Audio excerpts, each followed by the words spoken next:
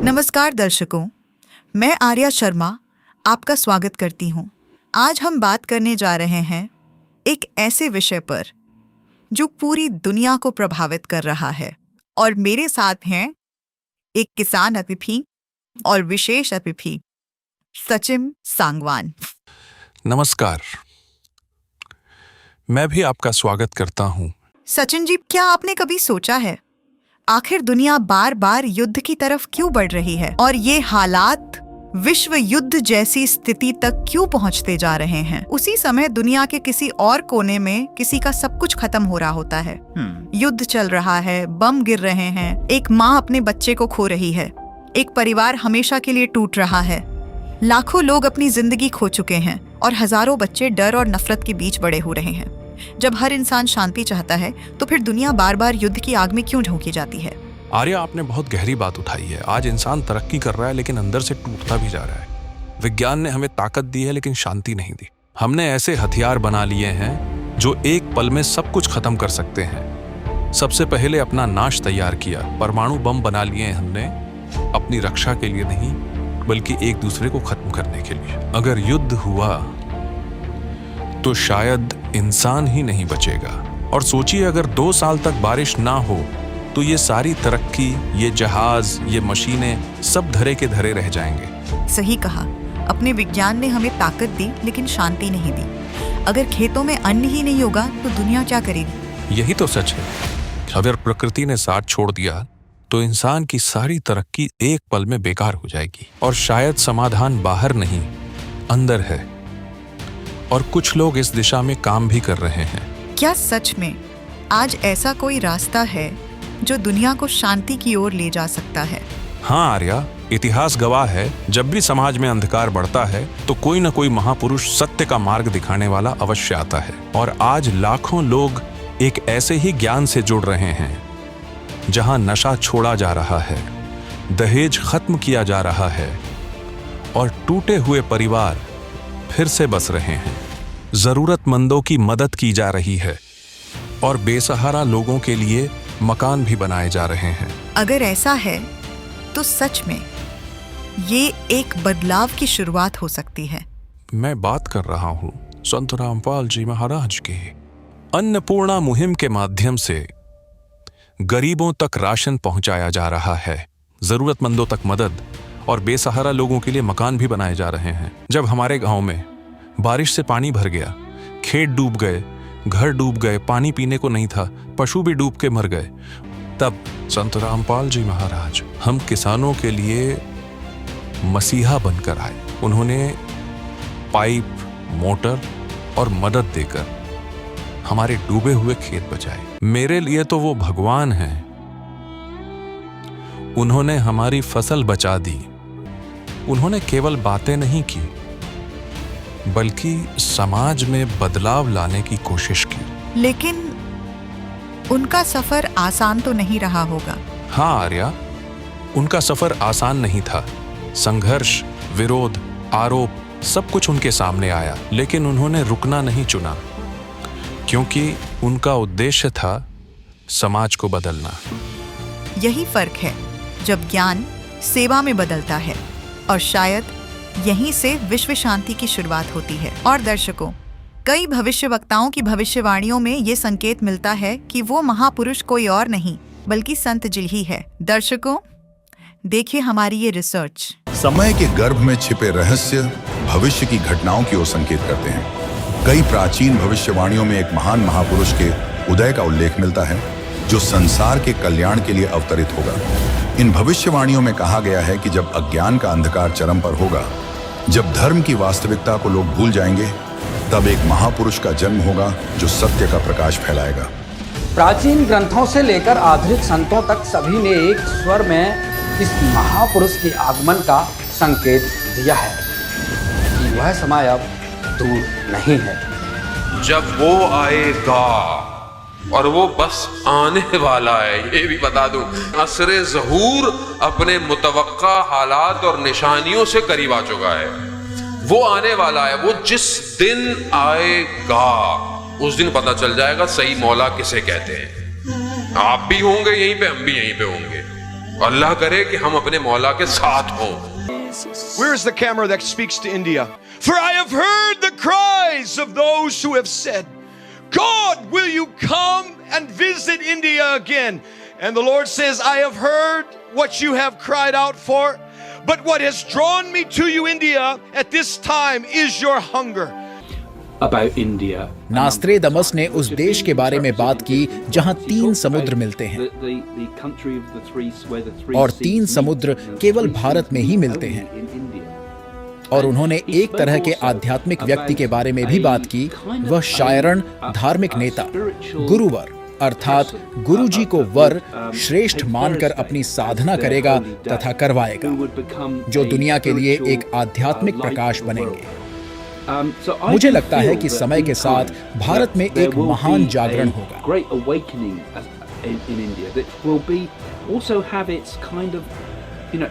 मुझे लगता है कि भारत से कुछ ऐसा निकलेगा जो दुनिया के लिए आशा का कारण बनेगा। घोर कलयुग के बीच एक संत सतयुग का दौर लावेगा। घोर कलयुग के बीच एक संत सतयुग का दौर लावेगा। परशुराम के शास्त्रों की भी बुराई को वो हटावेगा। खत्म कर इस युद्ध को इंसानियत की लौ जलावेगा। तबाही में डूब चुकी दुनिया को एक नया रास्ता दिखावेगा। खुद भगवान इस धरती पर धरती रक्षक बन के आवेगा। क्या कहना है कि भाई ईश्वर प्रकट होंगे, क्योंकि युग परिवर्तन हो चुका होगा। वो वेला उस प्रकार की होगी कि भगवान उस समय पे धरती पे आएंगे। ना समझ दुनिया उस हरि पर भी झूठा दोष लगावेगी। ना समझ दुनिया उस हरि पर भी झूठा दोष लगावेगी।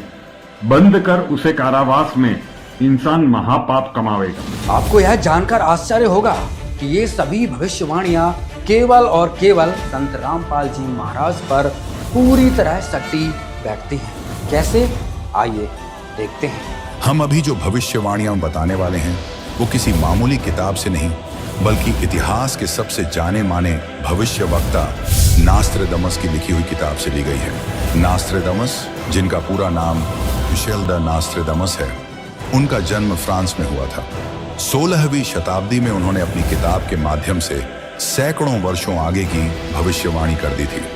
सन 1555 में 1000 श्लोकों में भविष्य की सांकेतिक सत्य भविष्यवाणियां लिखी हैं। 100 श्लोकों के 10 शतक बनाए हैं, जिनमें से अब तक सर्वसिद्ध हो चुकी हैं।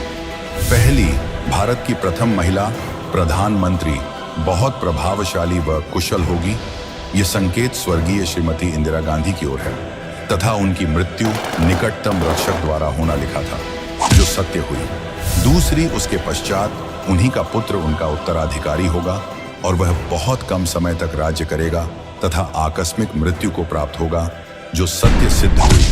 पूर्व प्रधानमंत्री स्वर्गीय श्री राजीव गांधी जी के विषय में हिटलर के उदय, द्वितीय विश्व युद्ध, उनकी कई भविष्यवाणियां सत्य साबित हुई हैं और अब भी हम उन्हें सच होते देख रहे हैं।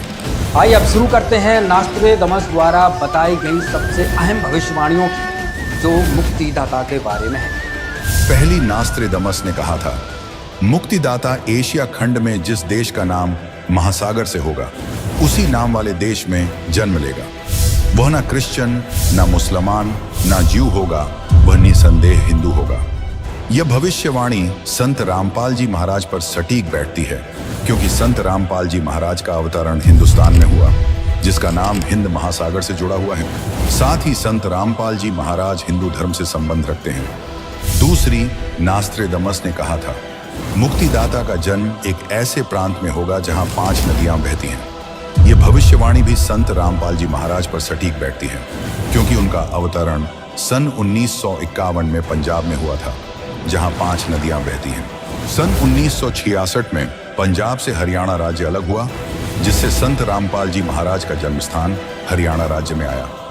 तीसरी, नास्त्रेदमस ने कहा था, मुक्तिदाता की कुल 4 संतानें होंगी, 2 पुत्र और 2 पुत्रियां। संत रामपाल जी महाराज की 4 संतानें हैं, 2 पुत्र और 2 पुत्रियां, जिससे यह भविष्यवाणी उन पर पूरी तरह फिट बैठती है। चौथी, नास्त्रेदमस ने कहा था, दुनिया के लोग प्रारंभ में मुक्तिदाता की सच्चाई को नहीं समझेंगे, और उनसे नफरत करेंगे। प्रारंभ में संत रामपाल जी महाराज को भी कई विरोधों और आलोचनाओं का सामना करना पड़ा, जिस कारण उनको जेल भी जाना पड़ा। लेकिन धीरे धीरे उनके सत्संग और ज्ञान से लोगों ने उनकी सच्चाई को समझा। पांचवी नास्ट्रेदामस ने कहा था, मुक्तिदाता के विचारों के कारण ही विश्व में तीसरा और सबसे खतरनाक वर्ल्ड वॉर होने से टल जाएगा। संत रामपाल जी महाराज के विचार और शिक्षा के माध्यम से ही आज समाज शांति और सद्भाव की ओर बढ़ रहा है, जो इस भविष्यवाणी को संत रामपाल जी महाराज से जोड़ता है।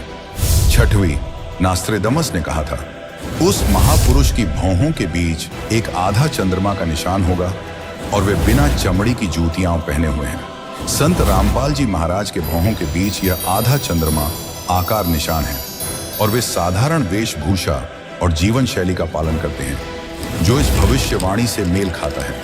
सातवीं नास्ट्रेदामस ने कहा था, यह महापुरुष पूरी दुनिया को एक ऐसा ज्ञान बताएगा जिसे पहले कभी किसी ने नहीं सुना होगा।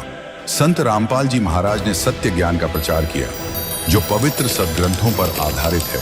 संत रामपाल जी महाराज ने बताया कि हम सभी काल की कैद में बंद है।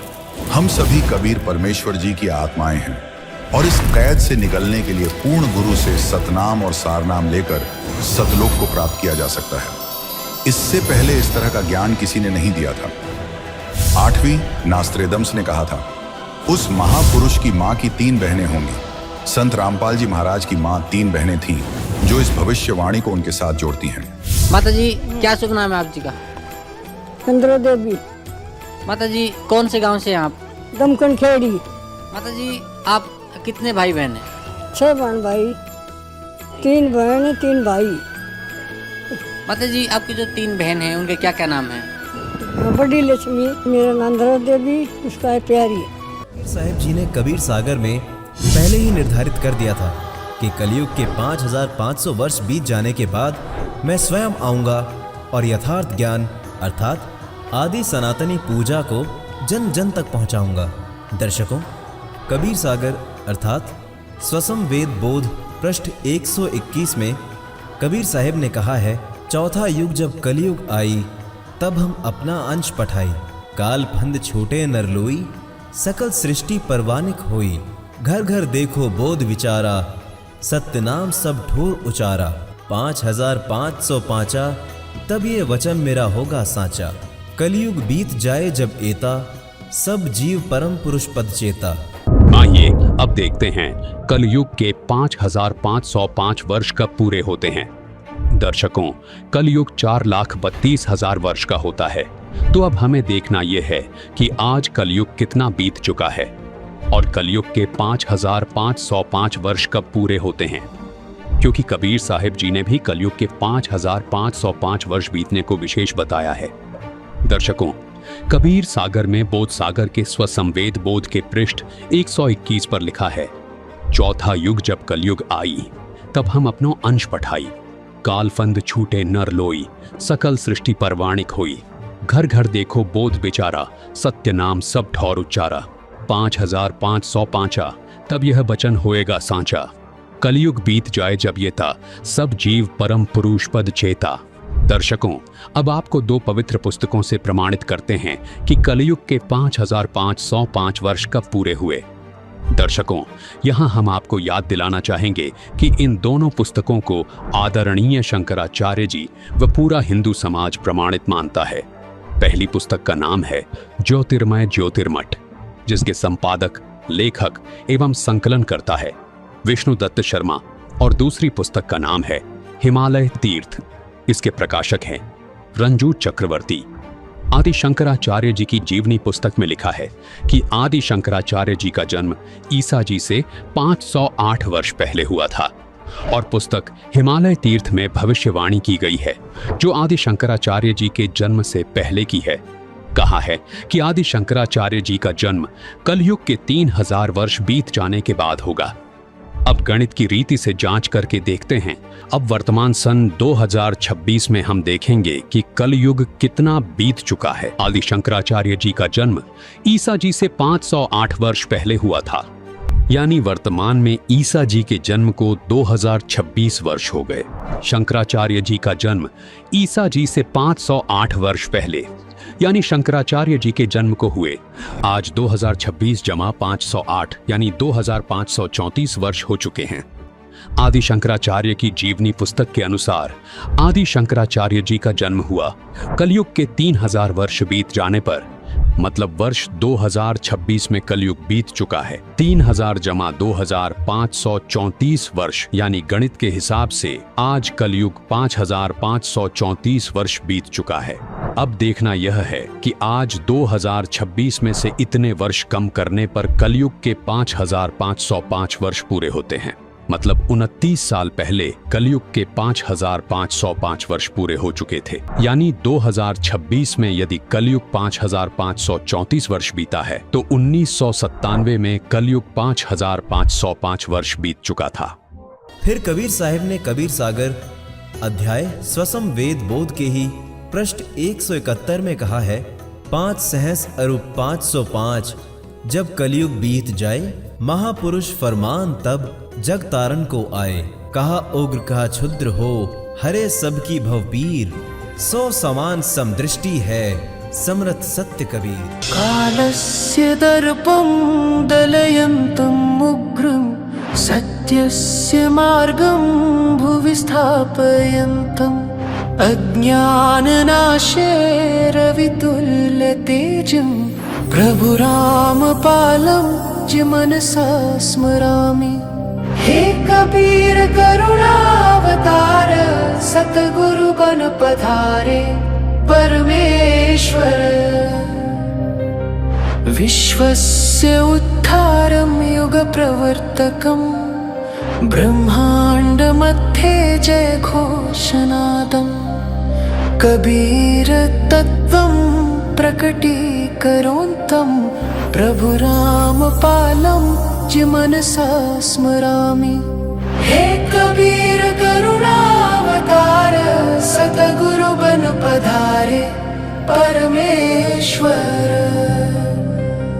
सच्चिदानन्दं परम प्रकाशं, लोकान् समस्तान् य उद्धारयन्तं, मोक्षप्रदातारं तारणहारं, प्रभु रामपालं जि मनसा स्मरामि। हे कबीर करुणावतार, सतगुरु बन पधारे परमेश्वर। दर्शकों, इन भविष्यवाणियों को देखने के बाद ये स्पष्ट हो जाता है कि नास्त्रेदमस की भविष्यवाणियां संत रामपाल जी महाराज पर पूरी तरह सटीक बैठती हैं। नास्त्रेदमस की ये भविष्यवाणियां दुनिया में किसी अन्य व्यक्ति पर लागू नहीं होती। यदि विश्वास न हो तो स्वयं जांच कर देखिए। चूंकि 100 से अधिक प्रसिद्ध व्यक्तियों के जीवन से इन भविष्यवाणियों को जोड़ने का प्रयास किया गया, लेकिन हर बार यही निष्कर्ष सामने आया कि ये भविष्यवाणियां केवल संत रामपाल जी महाराज के जीवन और कार्यों से ही पूरी तरह मेल खाती हैं। परंतु विषय केवल भविष्यवाणियों तक सीमित नहीं है। असली प्रश्न ये है कि भक्ति का वास्तविक अर्थ क्या है? क्या केवल माला जप लेना ही भक्ति है, या फिर उस ईश्वर द्वारा बनाए गए इंसानों के आंसू पोंछना भी भक्ति का ही रूप है? संत रामपाल जी महाराज ने संसार को ये समझाया कि सत भक्ति के साथ मानव सेवा भी परम धर्म है, और यही विचार उनके कार्यों में स्पष्ट रूप से दिखाई देता है। विश्व में प्रेम, सद्भाव और आपसी भाईचारे को मजबूत बनाने के पावन उद्देश्य से जगत गुरु तत्वदर्शी संत रामपाल जी महाराज जी के पावन सानिध्य में विश्व शांति महानुष्ठान का भव्य आयोजन दिनांक 1, 2 व 3 मई 2026 को किया जा रहा है।